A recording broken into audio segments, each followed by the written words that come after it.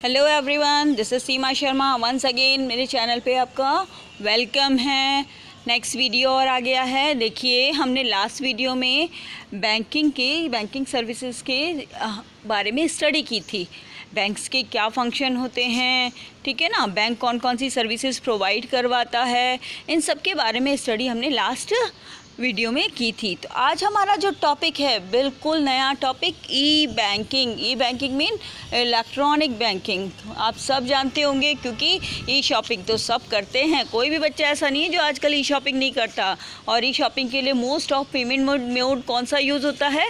ई banking use होता है कि हम ई बैंकिंग के थ्रू अपने पेमेंट्स करते हैं। सो दैट थोड़ा बहुत तो आपको पता होगा कि ई बैंकिंग क्या होता है, पर आज इसके बारे में पूरी स्टडी हम करेंगे और ई बैंकिंग की सारे जितनी भी इंफॉर्मेशन हो सकती है उसकी स्टडी हम करेंगे। Okay, first of all we start with meaning of e banking. E banking का मीनिंग क्या होता है? E banking means electronic banking. It is also called an internet banking और online banking to make transaction electronically with the help of internet. किसकी help से? Internet की help से, ठीक है। ये आप अपने पीसी पे भी कर सकते हो, पर्सनल कंप्यूटर पे भी कर सकते हो और मोबाइल पे भी यूज़ कर सकते हो, ठीक है। तो उसी को हम क्या बोलते हैं? ई बैंकिंग बोलते हैं।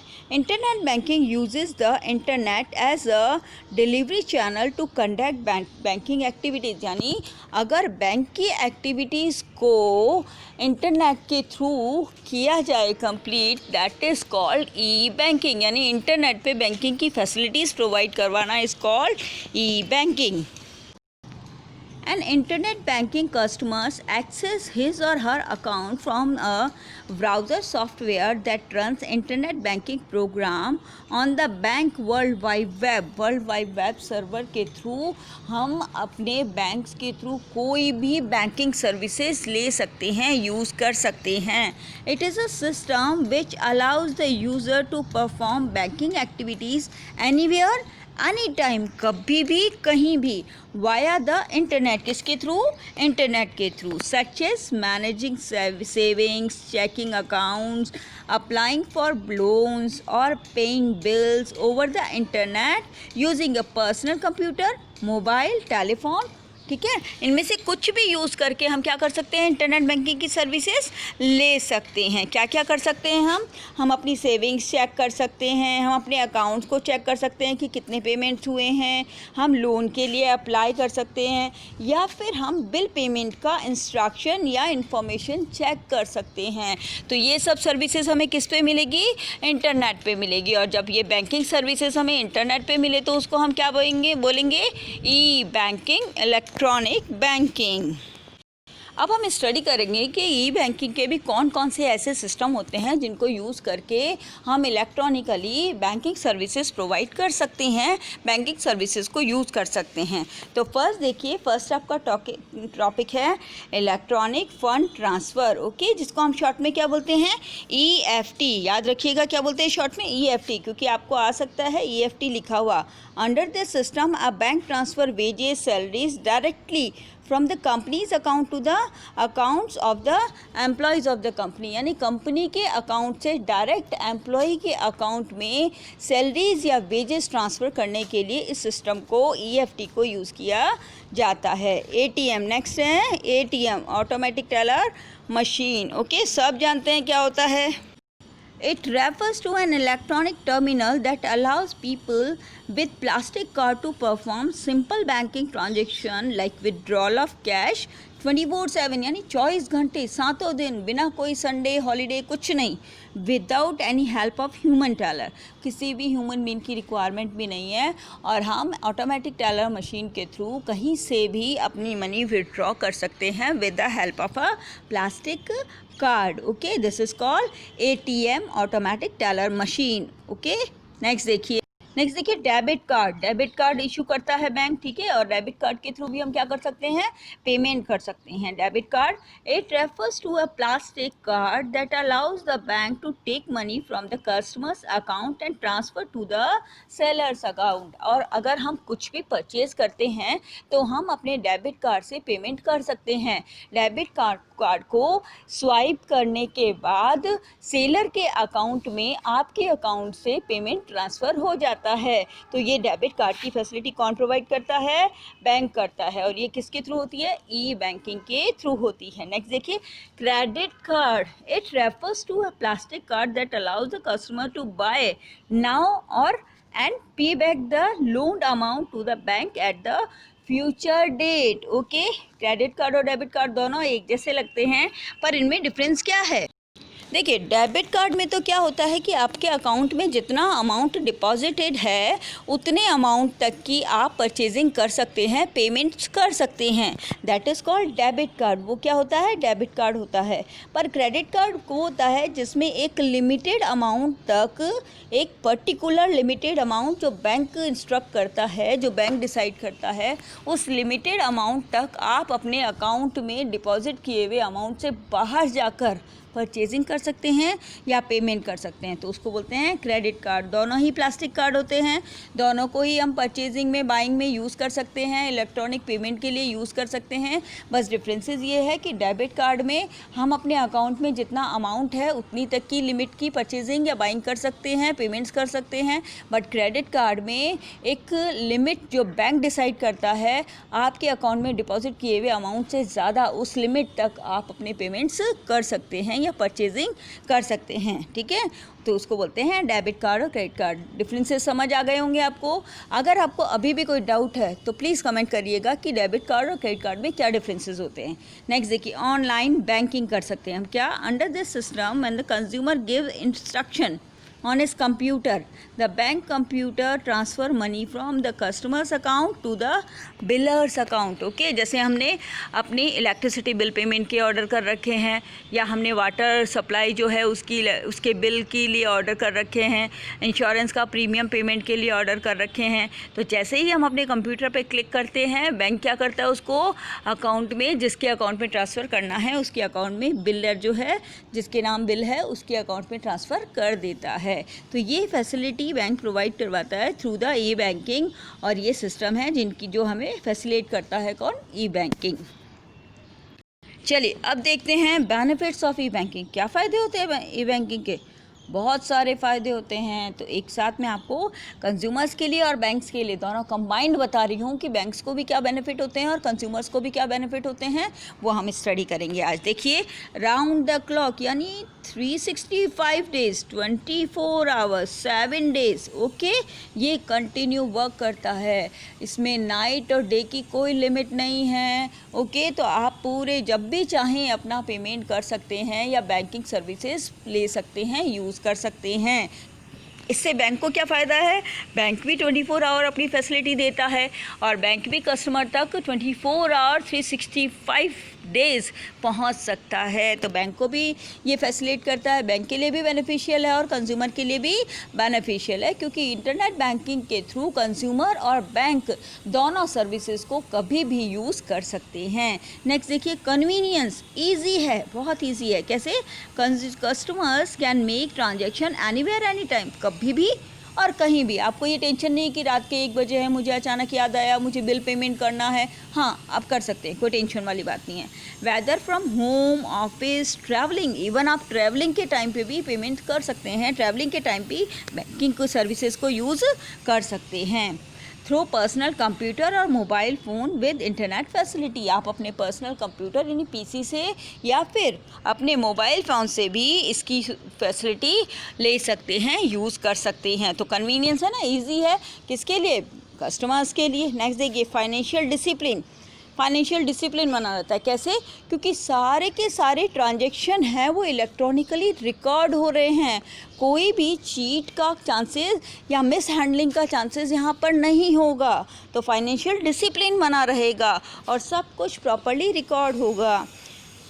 Incurs the habit of financial discipline by recording each and every transaction and management of funds, पूरा का पूरा सब कुछ कम्प्लीटली रिकॉर्ड होता है ई बैंकिंग में, ठीक है। तो ऐसी कोई भी मिस हैंडलिंग, क्योंकि ह्यूमन बीइंग करता है तो हो सकता है मिस्टेक हो जाए, बट कंप्यूटर्स के थ्रू हो रहा है तो मिस्टेक होने के चांसेस बहुत कम हो जाते हैं। तो फाइनेंशियल डिसिप्लिन बना रहता है और जो प्रॉब्लम होती है मिस हैंडलिंग की वो नहीं होती, मिस्टेक्स की प्रॉब्लम नहीं होती है।